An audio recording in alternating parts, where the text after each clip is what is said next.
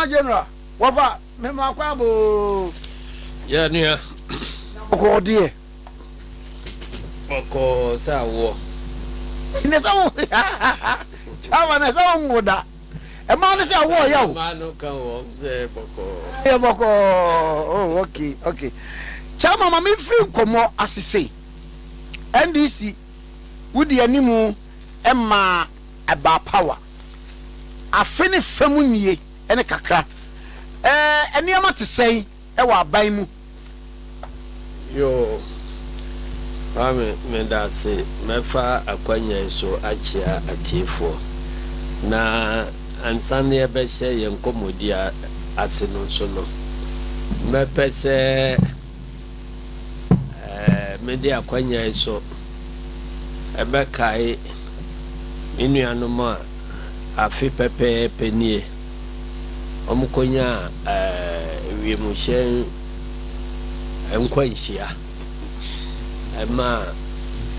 NDC akukudam ebe nan ehwere wo monkwa na aye soja forso a wo mo bo oman ho bai miensa wo mo so etoye nchire minua omane boama Dr. Sambo Sapong ana alaji no mienu wo munyina ehwere wo monkwa na afi ye parliamentary candidate ya na ye nyina ye nimse wa win election ne abuati ano ewo oboase ana ye di asem na akodan court ye nkan wie ya ono so nyame efre no ejira kwanya so na mama bushafo nyina sebe na mabompa yesu senya nkopon emfa wo mukra ensi yi na yamra wasem no so NDC ejira na so pa ye hihye ne ye bibia ewo na kwamu aba ye besre ye ma Ghana fo ye adom etomae no so no sede ye mamuo no ekono ye ni age ho aningwase enkan ye ye bompa ye se nyame no a obe koso asuso ye musa sede be ya mfie nan no be so no ye benya good story e de akire Ghana fo se aba ye sre mamotomae no ya nkoguma ni mase ba bia yetimi apaja oman no efri sede na etie no aba bedru emie enti NDC jane na so eno na sawutie abi before mu fra ba mu amomo ba ya wo mo se ade na ye kasa nko a mo ba ye pa mo ba mo sankyira de ba ko se wei afene fane ya kire nie wei ni ayo wo se promises ni nyina o ye guso o ye beyo ni ade minim ya wutibi tibi na me de masem ne se bibi koso na papa omo se ujina nche na se nkwanwe da se de odie no netimi edi hu adanse okre enti Ghana fo nyina na eti oman no mu ene ese enema ekoyie enti se ujina nche na ususu se enkoyie ma wa se kabima mi kabia mamu de obia wo ne opinion me tibi na essence me gidi se na bra o muti akonwa so na akwanya eda ho a o munya sika bi edia enye ne kwan so no enti ene se sa akwanya na sia de obeka ne se ade no enkoyie efi se ye kan bia no nya NDC fo ena ye de ya no kan amamfo eye opinion polls wo mo kire wo mo to Ghana fo nyina dwene se amamuo no ekosai dodo no a sujitum se de ekono eye pa enunti se wo mo a na wo munya sikafunu bidia ene eho kwaye si no se wo mu gyina ba bi se wɔn abrabɔ mu asesa enye papa na kyɛ sɛ ɛno hyɛ yɛn kuran sɛ deɛ yɛyɛ no ɛnam ne kwan so paa. I see. Mame mra ebra mo bayi na mo ka oral say ye ba ye be say ye ba ye be say no ne ade ade enwofo se da bi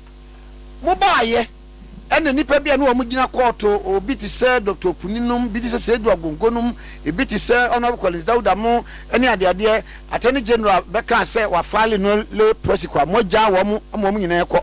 mo ja mo ko ya mo da ne akire opposition for no so ana mo chi wo mo tumu ba akokura ne se chama Wontumi we go by national chairman ni mu de sie ni mo bo apenti hwe wo de na kwa kwhim wo tin sem we ati sei media obi a wo bo no Wontumi nsan ko jamba bi se mani nsu obo wo mo se obu obi se ese Owusu enti obo no wie na san ka se memma kwa ma Owusu a na wasisi no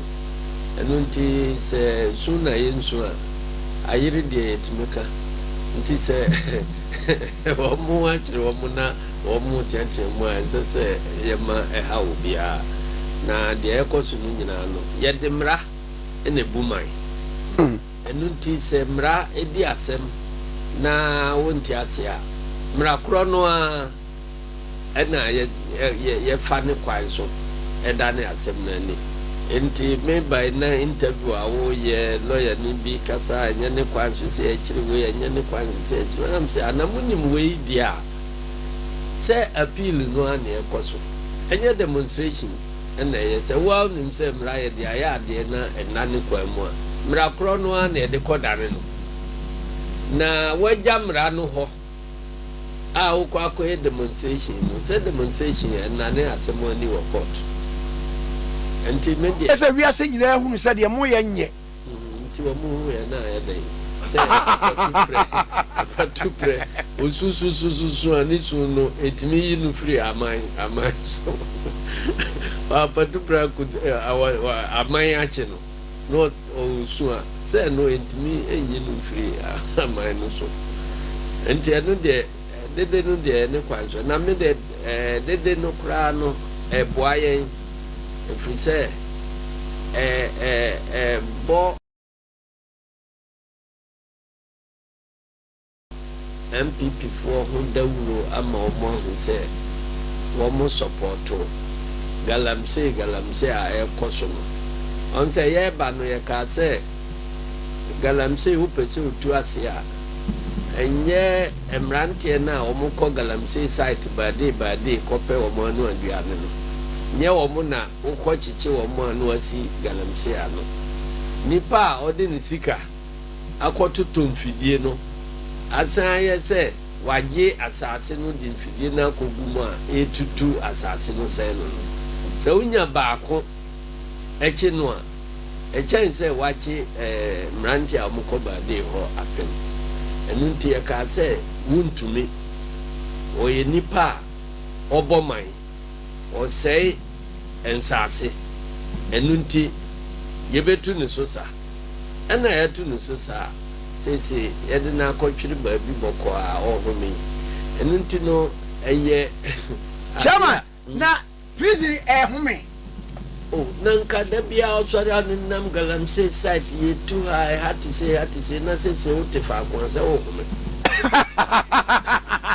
the fa ko tie ni prison you mese ba bi ote no ohome obefiri ha ba no ayekese kama enunti no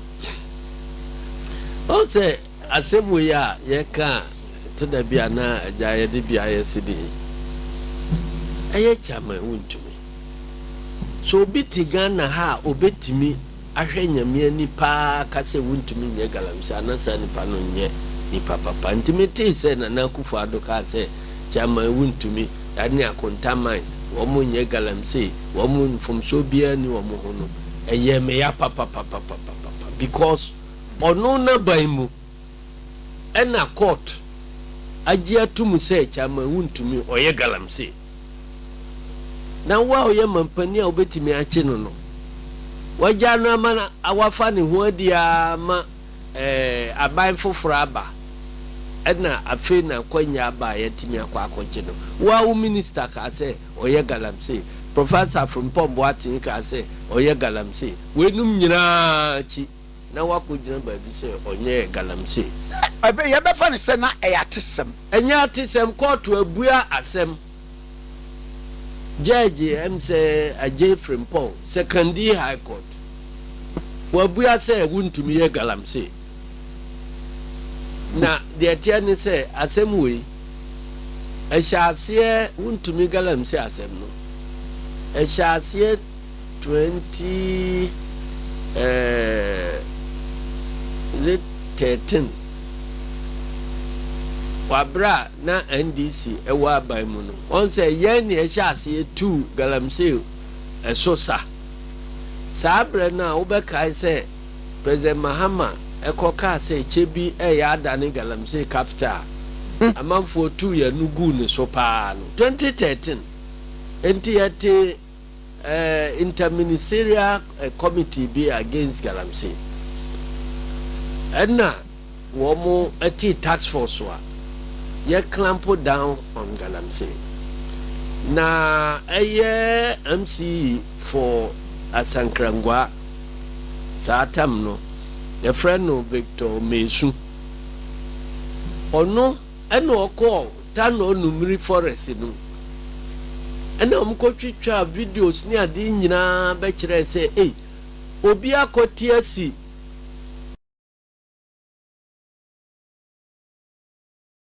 tano numri forest numu a otu galamsey say forest reserve ede pollution egu tano nsuonum ana wodi pictures no ba na enye adeketo akura entimi odi be kire me na kwa me unim se broni bia te se bibi tichuma ewo tano nsuo no ho a se eyene ya because tano no ye spiritual river man bonofo o ko tachima tano so ho unim se broni bia ni tano munam dabi ye ni tano munam kura asembi ho anasa tano no ne source no e fa free bro anti a spiritual ade spiritual so pa tano no enti akwai kochitwa Victor Mesu ade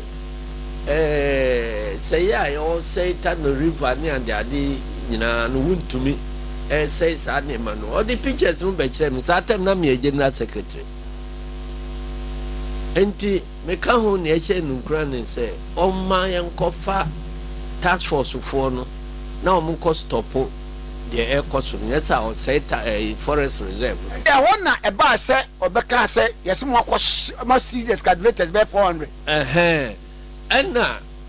yesu no kofa task force na omko hoko say Wontumi apata wa ye ne ade wowuram ho operations ya wo ye no ho nyina task force for no ekọ say ni nyina enunti ewo mu ana ya ban free so no ena Wontumi pese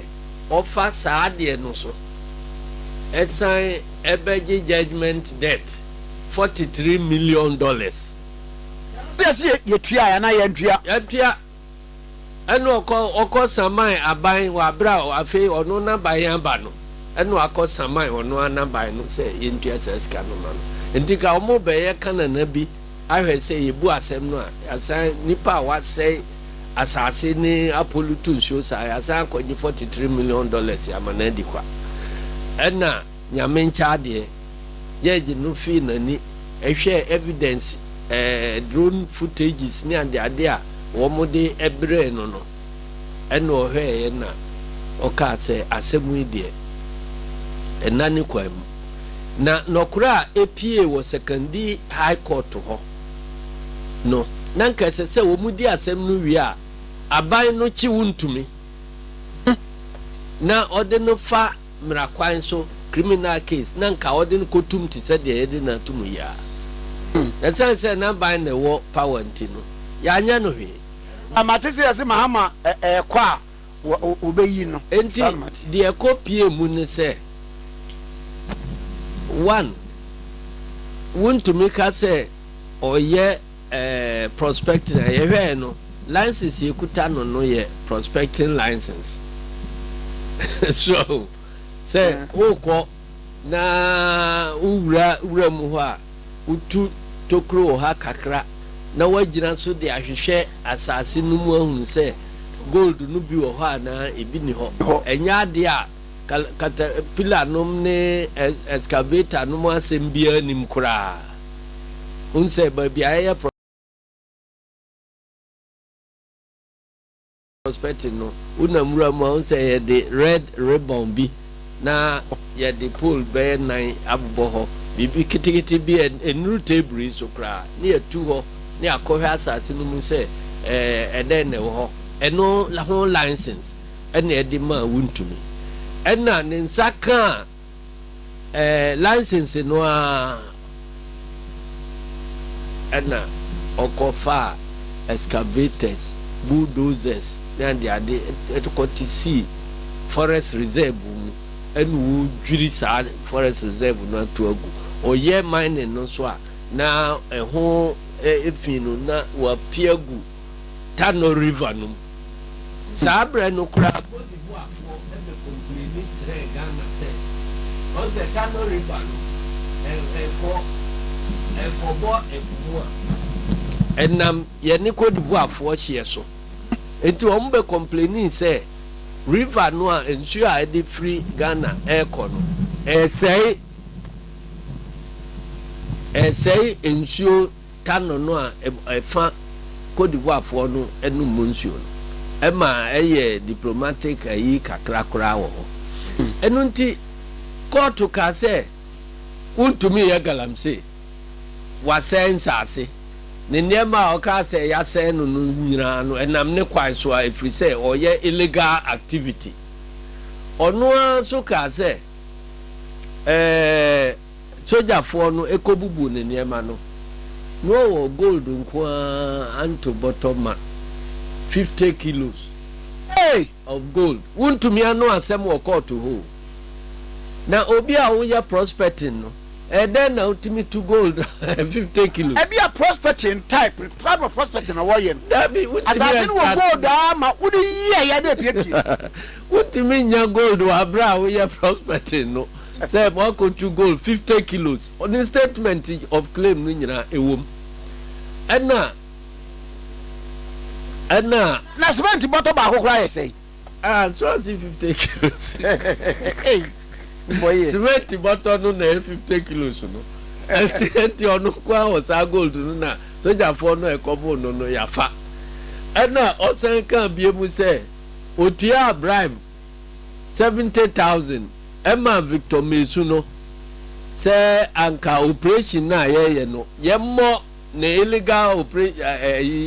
galamsey no yemmo ni mfidie ni na operations no ho ban say otua bribe say me yemmo yenko ho ni nyina ekopie court so enti judge no abu asem no judge justice Ajefrem Paul no bu asem no gu Wontumi so say wasem nye de asem a ode ba ha nyina ebia ni ho a enim ya ma license say fire prospecting udi to galamsey o pollute river o say forest reserve o yese na essence na civil case ntino judge no ntimi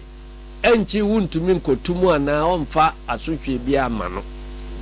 enu ntinka court atimi bia awaya ni se nipa no ye galamsey no nanka esese aban a wote akonwa so me achi Wontumi ne prosecute no na asotwe a ene ne nsa akan nanka ye de ama no mejimi di se ebia saatam no so no nka na asotwe no enuru se yo nka enuru 20 years because Mirano na da ho at that time no na obi di sa boni no a o sentence no a emsem fie enuru 5 years abi na em say 3 years and not seal in year 5 enti wa by no na oba be increase punishment no okay say bra na omo debate sa asem no wo parliament no eno na Joe Wise ka say emfia dodo no kura nhia nka woto obi o galamsey ho a shoot and kill bonutuo na kunu no mfiri ho onka isa asem no kai pa say ye fine no so anka na ye sie Wontumi dadaada ka ba se bia ono onko nka mo to no onka ya bonutuo akunu eno nti je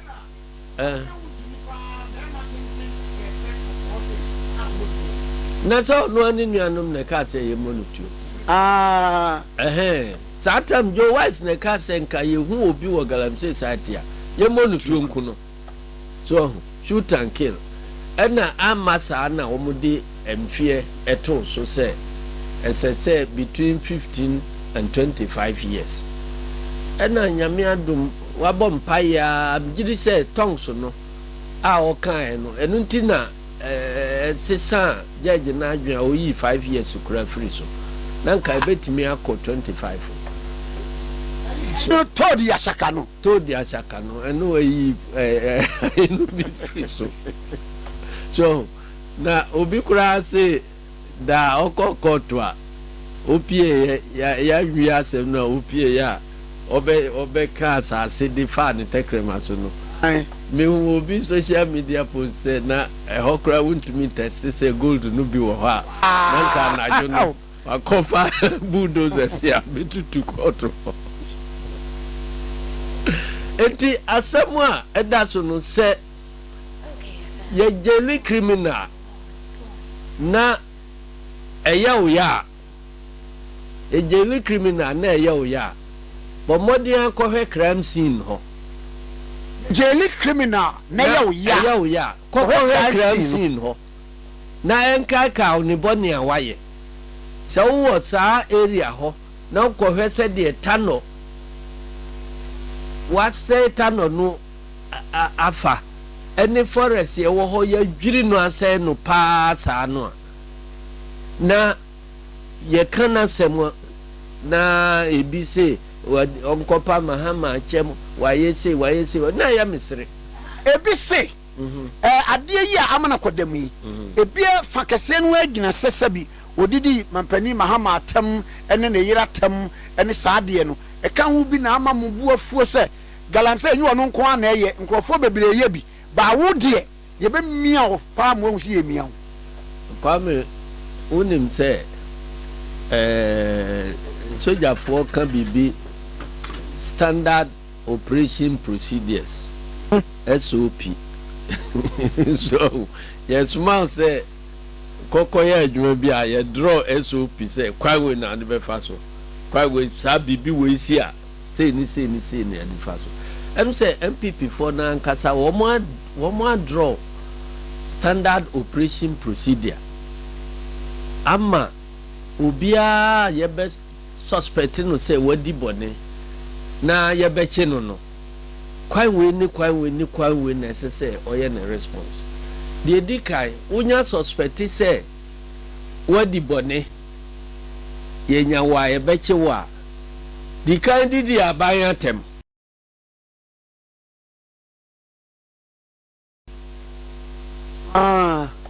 udidi atemwa kan ensem a enye kan ensem fa omaimu mpanimfo ho ne ade no a prepare ho say da ye be che ubia no no akoka se o atemdidi a mi di wo munti na ye che me so ho enti eno unu se obi bia wo hunu se ye be che no bia no na not free obabi obetra bia obekansem a ya ne ade o prepare manfo adwen se kina ye chime a na manya bibia gina so se atemdidie nti ne ye che menya bone na amaye no enti obi nim se wakodi ska na ye bon kokose de aka no se na ye kwa na wati asim kiki o de wo mo a ya frefre wo mo wo yokonum ne ade nyina wo hwe wo mo ne ye immediately before sa invitation no ba ubeje di say em say wo ma ko transe abosa apon and also free wa the next step ni say yenya chi wi a yare at once so oba kai say yachi Wontumi no da womo ebeli no se nipa suso ni mu a che se ne honam fa kura adwojo ai na ne na ba kono kura na ntimi ntu oni na ntimi nsi fam kura won obi a stroke ache no ama ne body no e fa adwojo na otwe ama no oti aso da mu sa itumi ade nyina yo so eno nso ehu na nsai mi hu se katachi afrifa tamu anasemu isi ya kitikiti no ba nyina nyame ne mandaroma ye nyina ye hu no wo TV so ne ade bra ye fa no okotena ka no mu eno nso no ehu se ono a ne nante ye kuta no okotena ka mu wevu ne ade nyina no bibia anye no ade achi ye na se ya de no ko se lu se hefon afa yi no a bibi na wo ne kon ho bawe sa ketekire ana ya kura ni mu a ontimi nante ono so atwanse no na mebisa se prosifo no ene kobo no se le hobu ni ko mu ana se ede be na ye no wa bra wo mo chi no ye nyina ye hunye se ntokwa no ne bu ni ko mu a se nka wo tena ka mu se nka ye hunye enti me de nka ade a etse se memra na ye de ye adwuma no eye nso aka bibi kakra wo so ya dwen ko buffer stock eni no so wono so yare ya ma o kan se kokore no yare ma biem abronye wo mo stand yare abronye yare se me asemu em de pass udi ho dance mam akoya ti se de wo mo atranse abosa apo no ye chiw first ya uti se ye be chiwa dikan ko didi omai mu mpanimfo atem se de be ya ye chiwa na watimi anya bibia gina so se enye boni bia no waye na atem didi no ena ye gina so enti obi a o kan bi ma obi a o mu nkopa we che na odi atema na ye den na che se wo mo ti charge na nkasa awudie no wo mo ti no ani ayira kura na next one afenyo make omo nkotena for mu nye dede demonstration ni ade na afewa ba no matre se wanya stroke wo yare wo kosa ho yade na saa ne mai enya ade a ebetimi a change bibia enti se wo mo be revise sa standard operating procedures ya wo mo deal with wo mo accusations na Ghana fo ahu akire enti wo munyai na se meme ya jaja unim de nka me be dai ka obe gina manim na o collabo ko mu a me se mo mfa no ko doctor na ma pointy doctor ho a yenko ye o body no ho hwehwemu na yemfa compare doctor kura odi ka issue krakra ma se o yare no ye hwe na se bo abira doctor no wo ni practice ho na mama ya kochi na ba no abegina dakam tipini no yes obeba abegina dakam se de be ya next time obi di boni no oba se san krata hunu bia mama ya wo san obedwene ho hunu se saa de ewi me ya me ankasa kura metimi de me ho akoto asebu enei wo mo asisi adan wo Ramsa site ni baby a enye ni ade nyina ye bubui anka memi bua na masan ko hwe nipa no so wo permit ya assembly baby bia ya san sa permit no crash no wo ho no beba begina dakam wanya no sa entwa because obi akomo obi bibi kakra bia no wasan permit onim sa de no nye papa no wasan ama no enti wuye sana babia demolishing babia wadi akira kohwe krata bia obi akuta bia no krachi ni a osen sa krata no akọ pension kura mun kofa no mra megina dakam na wuye no sa wi next time obi ba se mami permit wo babia enye ne kwanso se man permit ya ɔsan krataa no ɔbɛdwene ho so obi na agye permit sɛ ɔyɛ kɔyɛ galamsey ɔtu nsuo mu ayi a na sɛ mineral commission a uhunu saa permit no mineral commission pani ɔsan yɛ no kɔ ne so na ɔno nso megyina daka no aw ɛno na betumi atu saa ne mabɔ ne yase. Thanks for watching. Like and share the video. You can also drop your comment. Please don't forget to subscribe. Click on the bell to turn on the notification.